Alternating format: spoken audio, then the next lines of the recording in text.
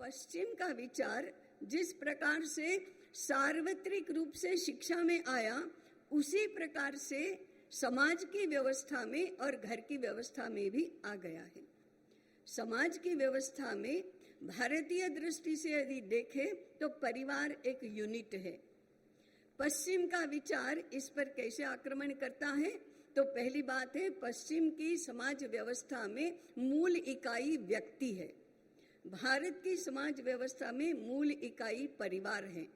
यहाँ से हमारा अंतर शुरू हो जाता है, रचना में, व्यवस्था में, मानसिकता में, व्यवहार में। पश्चिम और भारत दोनों में अंतर शुरू हो जाता है। अब भारत में यदि परिवार यही समाज व्यवस्था की मूल इकाई है, तो ये परिवार स्त्री और पुरुष से ही बनता है, केवल पुरुष से नहीं बनता, केवल स्त्री से भी नहीं बनता। और परिवार रचना की संपूर्ण परिवार, हम कहेंगे बड़ा परिवार हो, छोटा परिवार हो, हम जो टर्मिनोलॉजी प्रयुक्त करते हैं, संयुक्त परिवार है, विभक्त परिवार है, जो भी हम परिवार का वर्णन करें, न्यूक्लियस होते हैं पति और पत्नी। अकेली पत्नी परिवार नहीं बनता, अकेला पति परिवार नहीं बनता। पति और पत्नी, स्त्री और पुरुष दोनों मिलकर ही परिवार बनते हैं। इस तथ्य को हमें आज पुनः एस्टैब्लिश करना पड़ेगा हमारी विचार प्रक्रिया में, और इस संदर्भ में ही हम स्त्री के विषय में कुछ सम्यक पद्धति से विचार कर सकेंगे। और जब हम कहते हैं कि दोनों मिलकर ही परिवार बनता है, तो स्त्री और पुरुष का, पति और पत्नी का एकात्म संबंध होना, यही परिवार का न्यूक्लियस है। दो मिलकर एक होना, ये यहाँ से परिवार के विकास की यात्रा शुरू होती है। इसमें दोनों का ही महत्व समान है, दोनों का ही स्टेटस समान है, दोनों की ही मानसिकता एक दूसरे के प्रति समान होनी चाहिए। और इसलिए एक ही शब्द का पुल्लिंग और स्त्रीलिंग, गृहिणी गृही, स्वामी स्वामिनी ऐसे ही होता है। दोनों के लिए दो अलग अलग शब्द नहीं होते, दो मिलकर एक होता है। अब ये आज क्या हुआ है, आक्रमण कैसे हुआ है? तो मैंने अभी कहा कि पश्चिम के समाज का लघुतम इकाई उसकी व्यक्ति है। व्यक्ति है तो फिर व्यक्ति अलग है, इसलिए स्त्री और पुरुष भी एक दूसरे से अलग है। पति और पत्नी का भी स्वतंत्र व्यक्तित्व है, और जैसे ही स्वतंत्र व्यक्तित्व हुआ कि वो मेरा और तेरा तो हुआ ही, और फिर कैलकुलेशंस तो सर्व प्रकार के शुरू हो ही जाते हैं। उसमें से स्वतंत्रता, समानता का बाहरी रूप, ये सारे प्रश्न आते हैं। इसलिए पहले हमने व्यक्ति केंद्रीय समाज कि परिवार केंद्रीय समाज, इस विषय पर थ्रेडबेयर डिस्कशन करके कोई न कोई निष्कर्ष पर पहुंचना चाहिए कि यदि हम नए पाठ्यक्रम बनाते हैं तो समाज शास्त्र का पाठ्यक्रम इस मूल तत्व पर आधारित ऐसा बनाने का प्रारंभ करना चाहिए। दूसरा मुद्दा, अब पश्चिम में केवल व्यक्ति केंद्रीय समाज है ऐसा नहीं है, पुरुष केंद्रीय समाज है। भले ही वो कितने ही मॉडर्न कहते हो, लेकिन सांस्कृतिक दृष्टि से, मनोवैज्ञानिक दृष्टि से उनके जितने पिछड़े और कोई नहीं है इस दुनिया में, और इसलिए वह पुरुष केंद्रीय समाज है। उनका विचार ये कहता है, उनका तत्वज्ञान ये कहता है, उनका दर्शन ये कहता है कि पुरुष ही जिंदा व्यक्ति है, पुरुष में ही आत्मा होती है, स्त्रियों में आत्मा होती ही नहीं है। 19वीं शताब्दी तक उनकी ये आम धारणा थी। स्त्री एक पदार्थ है, स्त्री एक जड़ पदार्थ है, स्त्री भोग्या है, स्त्री पुरुष के उपभोग के लिए बनाया हुआ पदार्थ है, स्त्री पुरुष की पसली की हड्डी में से बनी है। और इतना ही नहीं, स्त्री ने पुरुष को ललचा कर ज्ञान का फल खाने के लिए प्रेरित किया, बाध्य किया। इसलिए उसमें एक विच का आकर्षण है और वह पुरुष के अधःपतन का कारण है। और उसके कारण से वो जो आदि स्त्री थी वो ईव, उसके कारण से पुरुष को स्वर्ग से नीचे भूमि पर आना पड़ा और पाप का भागी होना पड़ा। ये धारणा मूल में है। इसके विरोध में विद्रोह हुआ 19वीं शताब्दी में। और स्त्री के बारे में आप ऐसा नहीं सोच सकते, स्त्री भी स्वतंत्र व्यक्तित्व की धनी है, स्त्री और पुरुष में समानता चाहिए, स्त्री सशक्तिकरण होना चाहिए, आदि सारे विचार। इन विचारों के आधार पर आंदोलन पश्चिम में शुरू हुए और हम उस समय गुलाम अवस्था में थे। धीरे धीरे शिक्षा में भी गुलाम हो रहे थे, धीरे धीरे वैचारिक रूप से भी, मनोवैज्ञानिक रूप से भी पश्चिम हमारे पर हावी हो रहा था, हमारे मानस पर हावी हो रहा था, हमारे ज्ञान के क्षेत्र पर हावी हो रहा था। इसलिए स्त्री के विषय में जो कल्पना थी वो भी यहाँ आई और स्त्री को लेकर जो विद्रोह था, जो उससे आंदोलन जन्मे थे, वे भी यहाँ आए।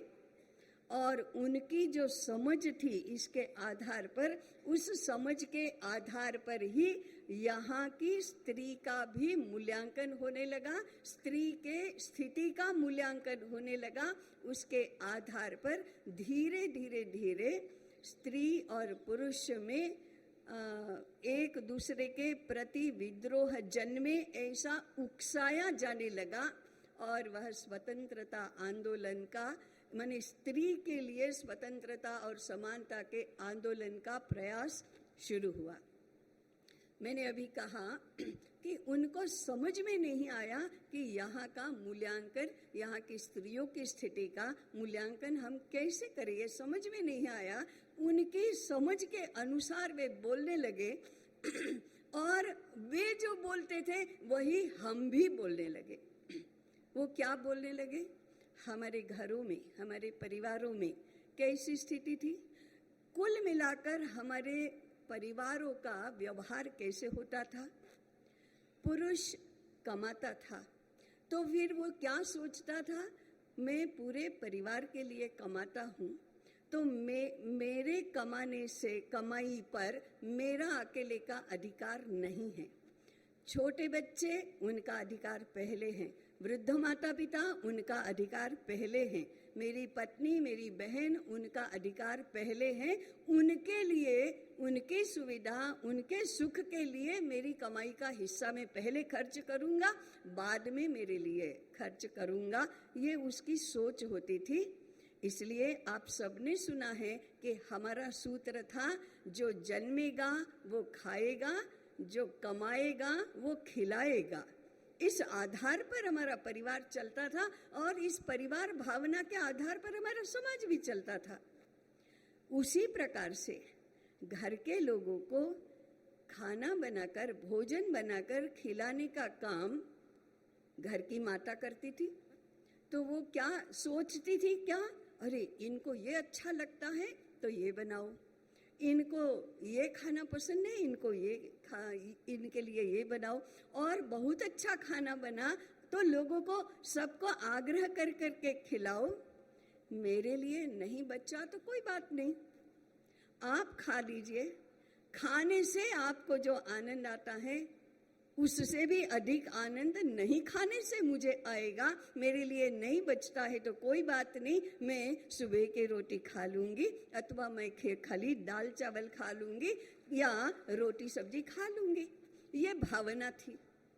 और ऐसे उसको भोजन बनाने का काम तो बहुत होता था, वो चाव से बनाती थी, वो अच्छी भावना से बनाती थी, लेकिन खाने के लिए कभी कभी कम भी पड़ जाता था तो उसको चिंता नहीं होती थी, उसको बहुत संतोष होता था। लेकिन बाहर से देखने वाले को, एक अंग्रेज को इसकी तो कल्पना ही नहीं है, क्योंकि जो कमाता है उसी का कमाई पर पहला अधिकार है, जो भोजन बनाती है उसी का भोजन पर पहला अधिकार है। ये क्या बात है कि ये मर मर कर खाना बना रही है और इसके लिए कुछ बचता ही नहीं है। महिला का शोषण होता है, ये सिद्धांत आया। और ये शोषण तुम्हारा नहीं होना चाहिए, ऐसा उसको उकसाने की व्यवस्था भी हो गई। ये स्वतंत्रता का आंदोलन, समानता का आंदोलन, अधिकारों का आंदोलन वहां से आया। यहाँ की परिस्थिति का उनका आकलन उसके साथ जुड़ गया और यहाँ भी शुरू हो गया। महिलाओं को पढ़ना चाहिए, पढ़ाई शुरू हो गई। और ये पढ़ाई सारी पुरुष सापेक्ष रही, स्त्री स्पेसिफिक पढ़ाई तो नहीं होती थी, सारी पढ़ाई तो पुरुष सापेक्ष रही। सारे विषय, सारी गतिविधियां, सारी पद्धतियां, सारी व्यवस्थाएं पुरुष सापेक्ष रही। और हम क्यों ना करें? हम क्यों नहीं कर सकते? क्या हम करके दिखाएंगे? ये हमारी महिलाओं के दिमाग में डाला गया।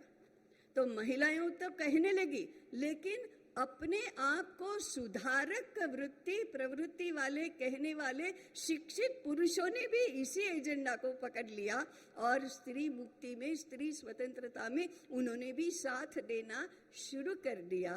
तो अब 2 पीढ़ियों पहले से सूत्र ये बना, हम भी दिखा देंगे क्या क्या कर सकते हैं। हम नहीं कर सकते क्या? ये नहीं कर सकते क्या? ये नहीं कर सकते क्या? दिखा देंगे क्या क्या कर सकते हैं। वो दिखाने का शुरू हो गया, आज भी चल रहा है कि हम दिखाने निकले हैं कि हम क्या क्या कर सकते हैं। और ये सिद्ध भी हो गया कि जो जो पुरुष कर सकता है वो सब स्त्री कर सकती है। ये सिद्ध भी होने लगा। यूनिवर्सिटी में टॉप करना, अपॉइंटमेंट्स में प्रथम होना, सीईओ होना, उद्योग चलाना, क्या नहीं कर सकते। प्रधानमंत्री बनना, राष्ट्रपति बनना, कोई भी क्षेत्र खाली नहीं है।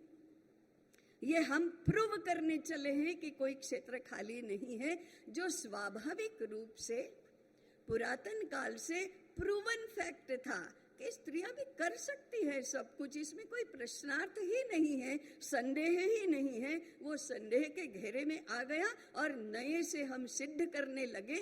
तो ये सिद्ध करने लगे, उसमें परिवार टूटने लगे।